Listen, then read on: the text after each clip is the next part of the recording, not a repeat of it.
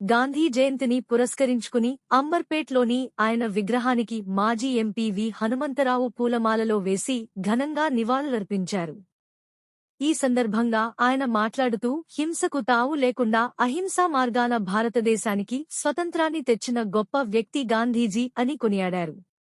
ఆయన స్ఫూర్తి, ఆలోచనతో ప్రతి ఒక్కరూ ముందుకు నడవాలని సూచించారు. ఈ కార్యక్రమంలో బాగ్ అంబర్పేట్ మాజీ corporator Gnaneshwar Goud, Amberpet division president Sridhar Goud, Amberpet మాజీ corporator Puli Jagan, contestant corporator Rammohan Goud, Venkat Goud, Jameel, Krishna Goud, ఇతర సీనియర్ కాంగ్రెస్ నాయకులు తదితరులు పాల్గొన్నారు.